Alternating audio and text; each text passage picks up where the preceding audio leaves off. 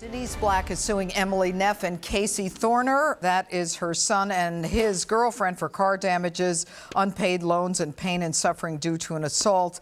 They are countersuing the plaintiff for personal property, car payments, and emotional distress. This is a case between a mother and a son, and it really is heartbreaking. I think, based on what I've read, it reflects a lifetime of such habitually dangerous substance abuse that, frankly, I'm surprised the two of you are standing in front of me today. Now, Mom, I read in your statement that you blame yourself for your son's battle with drug addiction, and you say that you turned to drugs after you were raped, but your son seems to believe that the addiction started long before that. Now, you claim that you've been clean since you got out of rehab, but your son says otherwise. You still doing alcohol and drugs? No, ma'am. I do have a glass of red wine at night because of cholesterol and. Because of cholesterol? There's all kinds of pills for that. My blood work is now normal. My physician advised I continue it.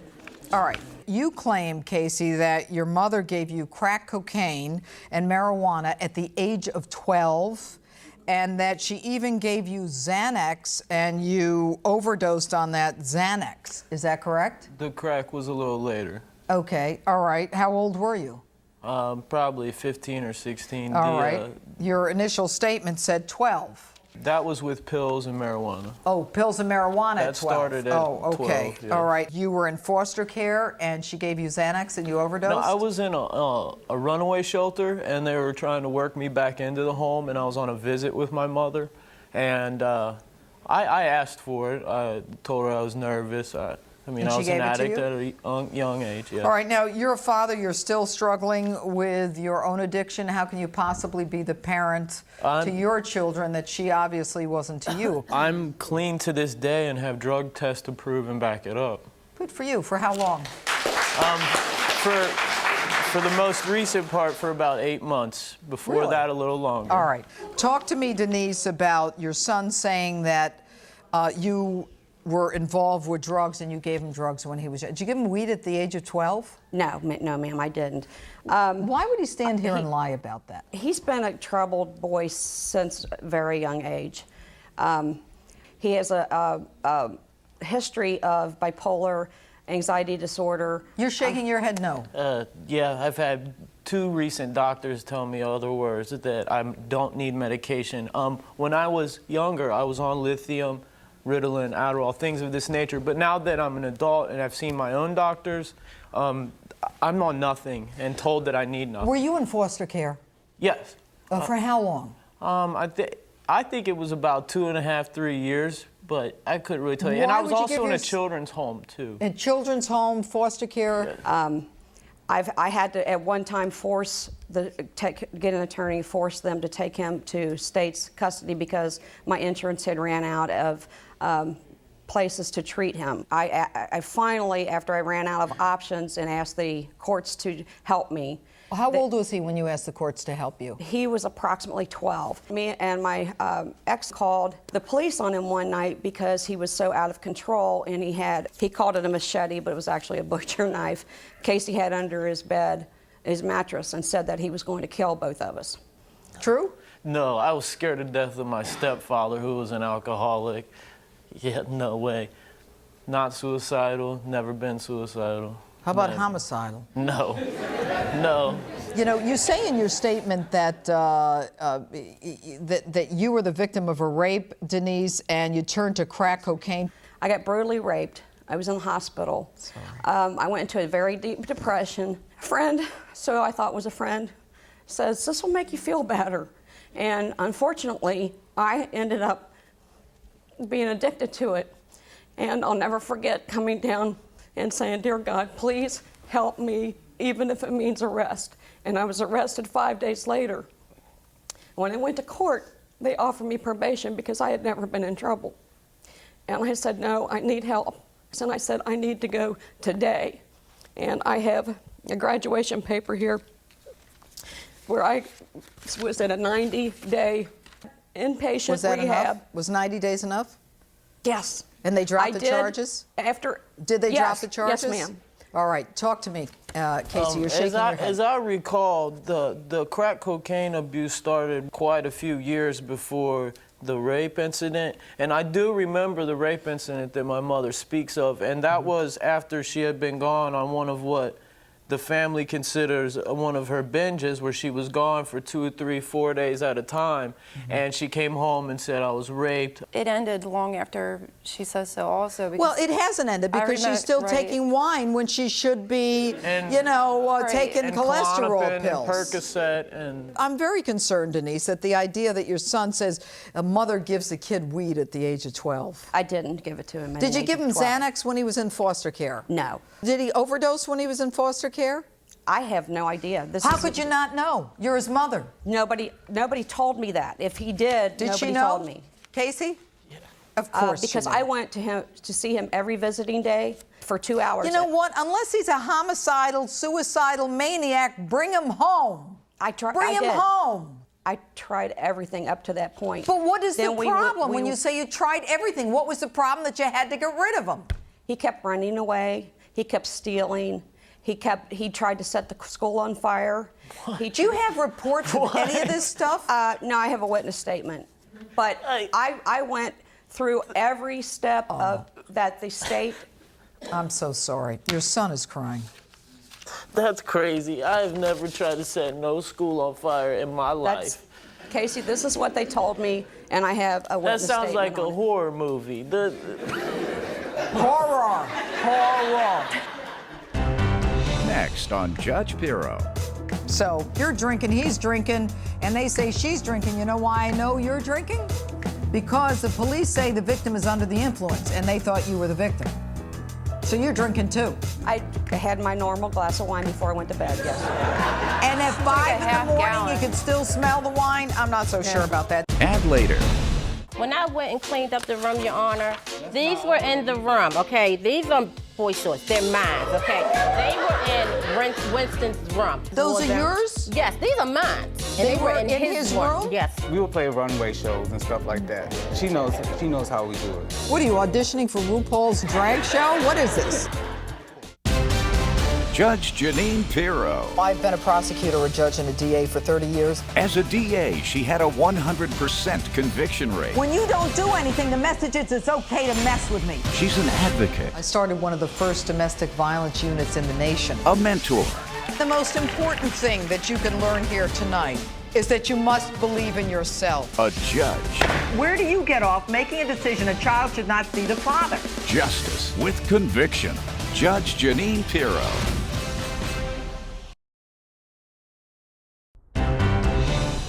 Your son says a mother gives the kid weed at the age of 12. I didn't give it to him. at Did the you age give of him 12. Xanax when he was in foster care? No. Did he overdose when he was in foster care? I have no idea. How could you not know? You're his mother. Nobody told me that. If he did, Did nobody she know? told me. Casey? Of course she knew. Defendants Emily Neff and Casey Thorner are countersuing Casey's mother, who Casey claims started giving Casey marijuana and Xanax at age 12 and crack cocaine at age 15. All right, so what happens that night?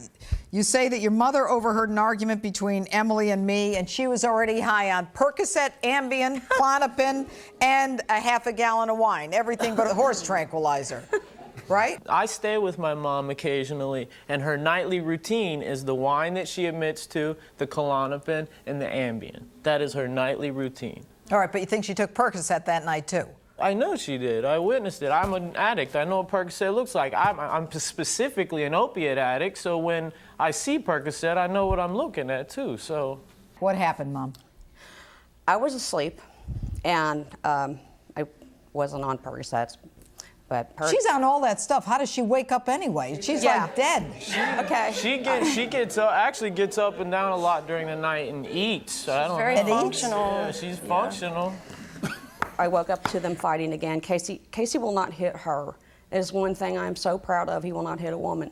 And he was holding her down. And so when I came around out of the house, then they agreed to stop. Okay. Tell me, Emily, what happened the night of the fight? Yeah, I remember we were standing in front, we had a bonfire going. We had some kind of argument, and I looked up, and she came barreling out of the house towards me, and I remember getting hit twice, and I said, forget this, I'm going to fight back. Did you hit her?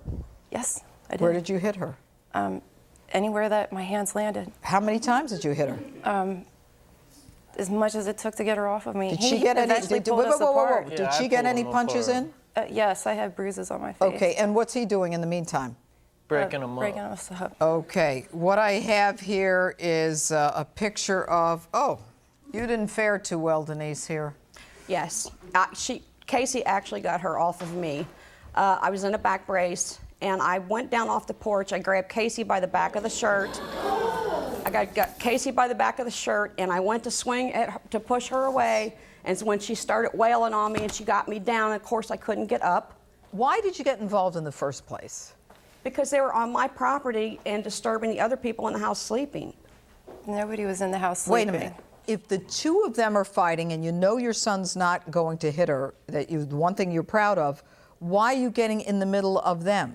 Because their son was standing there watching them. Oh, now it's not the people in the house, it's the son standing there watching. It's their son. I wanted it to end. It had been like that all weekend. The police were called? I called the police, and my driveway's a quarter mile long. She packed up the bag and the baby, and they stopped her at the end of the driveway, and she backed back up into a ditch. And if you read on the police report, it does say she was had .07. Where is that? Alcohol level. Where is that? Okay, so you back up a car and you drive it in the ditch? No, I drove to the tree line to get away from her. This is the incident report. I approached Emily and asked her what was going on. Emily stated her boyfriend's mother, Denise, had assaulted her for no reason and she just wants to leave. Denise stated that she was assaulted by Emily. While officers were taking pictures of the injuries, Casey Thurner, who's a boyfriend, was riding around on a quad runner. I was distraught. I was upset. I didn't You were know distraught, so you took yeah. off when the police came on a quad runner? I didn't want to be there. Were you drinking or doing drugs and you wanted to get away from the police? I was drinking, correct. You were drinking, Yes, you wanted to get yes, away ma'am. from the police. And he had a bench hold warrant. on a second. Officer was able to get a breath sample from Emily, which was a .072. All right. So you're drinking, he's drinking, and they say she's drinking. You know why I know you're drinking? Because the police say the victim is under the influence, and they thought you were the victim. So you're drinking too. I had my normal glass of wine before I went to bed, yes. And at 5 in the half morning, gallon. you can still smell the wine? I'm not so sure about that. Tell me about the car. You're suing them for damage to a car. Tell me about that. Because he had a bench warrant, he got the quad out again. Oh, is that why you took off? You had a bench warrant? No, that's not why I took See, off. that makes sense, but I was afraid of going to jail for drinking, drugs. what drugs? Legitimate reasons. What drugs? What the drugs, that Casey? she had was prescription taking. drugs. Right. What do you care? It's in her room. Well, that's what I'm saying. All these things are involved. I don't want to go to jail. I've been to jail before. I don't Was like he on it. drugs that night? Honestly, I don't know. I know that they was taking pills. They've been to the methadone clinic. I went through a lot with him. You know what? I don't think you went through enough with them. But don't get me started on that one, okay? I don't think you did. But now, what is the unpaid loans? Your mother said that she loaned you $1,174. Did you guys borrow money from her? We took out a loan to get Chevy Lumina, which we paid in full. Prove it. Yeah, we have that. The unpaid loans are for what, Denise? In the promissory note that they signed, they acknowledged that they owed me $100 a month until they paid back the money they owed me and any other additional monies borrowed. The money they owe you and any other additional monies borrowed, and they signed that? Yes. Now, let me tell you why I cannot honor that agreement. Because you can't bind someone to pay something in the future. I mean, that's unconscionable, it's unfair, and it's illegal. So forget that. Now, what about the car that she stole from you? We purchased a car from my mom. The actual dollar amount was $500. Okay, and how much 100 did you a month. pay on that car? $300. You paid $300. Did they the pay deal was $300, $100 a Mom? month. Ma'am, they paid me $200, and then the night that, the same day that he came to find the four-wheeler, which is how my car, back to my car, how it got wrecked, he had taken my car in the middle of the night to look for the four-wheeler and backed it into a tree. I thought she backed it into a ditch. No, that was the car they were driving, my new car. Give me a name for a car. They had an 88 Honda. I was selling them, which they paid me Sold. $200 on. Okay. All right. Now you're countersuing her for what? For the car that she took. When she took the car, we had library books and DVDs. Our summer clothing, we were doing laundry while we were there that weekend. All Our right. So there's washer stuff in had the broke. car. She took the car. What did she do with it? She forged sold my it? name and sold it to a car lot. You forged his name? No, ma'am, I have a power of attorney over him. That was over a long time ago. Let me see the power of attorney. And even then, that's trickery. The verdict when we return. Add later. Winston came in and he was like, Aunt Shirley, drunk as always. You ever heard of the saying body for cash, but that wasn't a word he used. And I'm like, Winston, are you propositioning me? Well, She yeah. would have her drink and she'd be like, oh, it's time to pay some rent tonight. She would.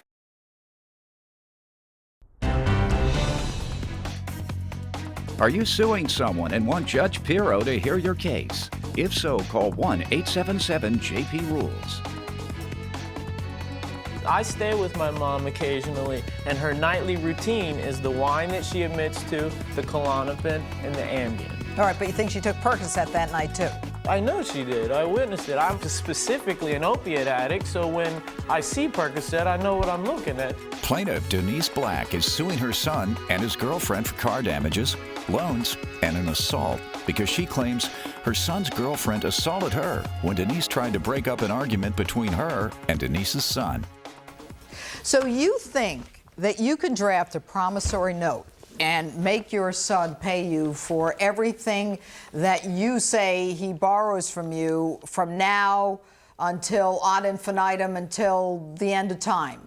And you think you can take a power of attorney that he signed 7 years ago and use that to sell a car that you took back, the 88 Honda you took back, right?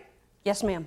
I have two people who are buying a car from you legitimately, who are paying you, and you end up taking the car back because you're mad. I can figure this out now. You're mad about the fight that happened that night. So you repossess the car, you sign his name, and you sell it to someone else. Shame on you. When you walked into this courtroom, shame on you. Don't you dare use a power of attorney to sell a car that he and she own. They've had enough problems in their life with no help from you. And don't you dare use a power of attorney and a promissory note to bind them, as far as I'm concerned, for the next 20 years. The car damages, I'm going to give you the car damages of $960. I'm going to give you the money for what was in that car for $286. And I'm going to give you $300 back because you paid her, and I believe you, you paid her $300 toward that car. She took the car back and then sold it to someone else. You're mean, you're mean, you're mean. Shame on you.